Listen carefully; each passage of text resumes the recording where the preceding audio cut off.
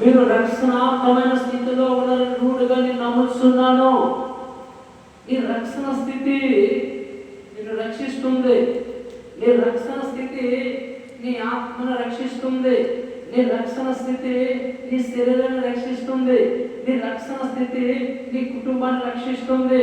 నీ రక్షణ స్థితి దేవుని దగ్గరగా చేస్తుంది. ఇది మంచిది అట.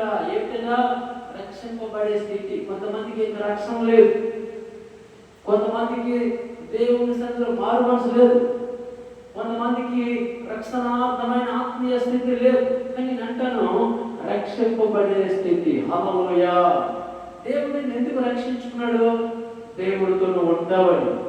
దేవుడు నిన్ను ఎందుకు రక్షించుకున్నాడు? దేవుడు మనకు ఏదో చేస్తావని. దేవుడు నిన్ను ఎందుకు రక్షించుకున్నాడు? దేవుడు నువ్వు బతుకుతావని. ఈ రక్షణార్థమైన స్థితి అంట దేవుడు మనకి ఇచ్చాడు. నువ్వు ధన్యురాలవు, నువ్వు ధన్యుడు. ఎందుకంటే రక్షణార్థమైన స్థితి ఇచ్చాడు. హల్లెలూయా.